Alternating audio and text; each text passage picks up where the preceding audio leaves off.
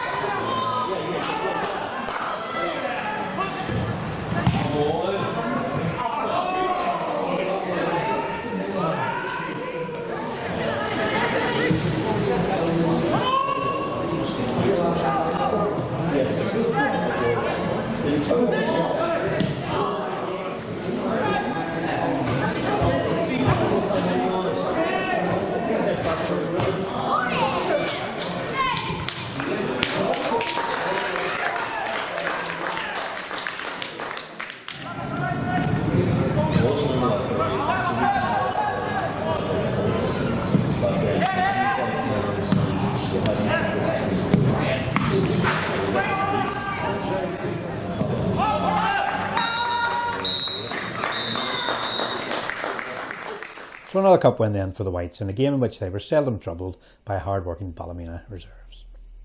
The Whites' reward for victory in this one is a home quarter-final tie against Abbey Villa. That tie due to be played on Saturday the 23rd of October.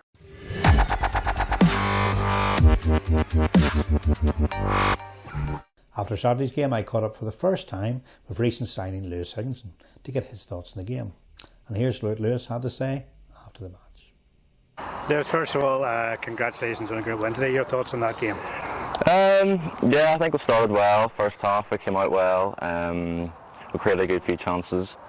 Obviously went 2-0 up, and then second half I think we just took our foot off the ball a wee bit.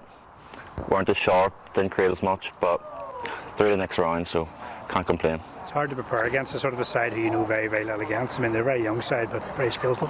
Yeah, that's what we're all saying. Like, we don't know much about them, but we can just have to stick to what we do best, and thankfully it worked. And you know, reserve teams, you don't know if they're going to bring down first team players, so that could make it a wee bit more difficult, but we just had to stick to our game, and thankfully it paid off. We're now into the quarter-finals of the Steel & Sons, so we'll not be booking our Christmas dinner quite yet in case we have a final on Christmas Day, but one game at a time, but nice to be in the quarter-finals. Yeah, we're doing well in this competition, and I think it's a competition that we all think that we can go far in, and I think we can win it, so we've got our eyes set on Christmas Day for sure. In terms of Lisburn Distillery, how are you settling into the club at the moment? Yeah, I've settled in very well. All the boys have been great. I couldn't ask for much better from them. So yeah, I'm really enjoying it. That's good. And finally, looking at the next week, it's back to league action after a long time. Yep. Away to Banbridge, we need some points in the board urgently. So thoughts on that one? Yeah, it'll be a tough match as well. Away to Banbridge. Haven't had the best start to the season, but again, most of our games so far have been cup games. So it'll be nice to get back into league action and hopefully get off the mark.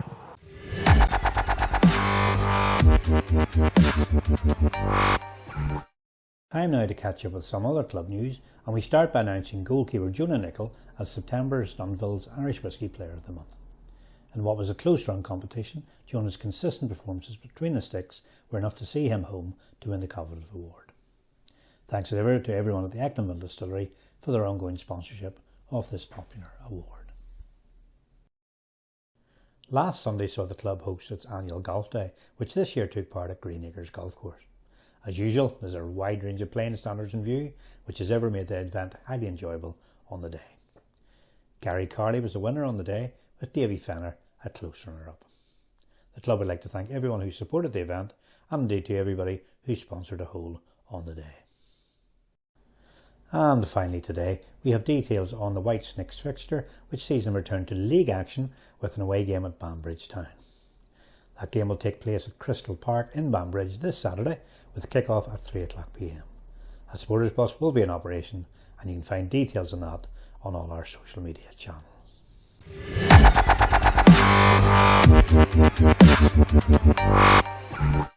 And that rounds up our latest edition of LDTV. Thanks as ever for watching and for your ongoing support for our famous club. Until the next time, come on you Whites. It's bye for now.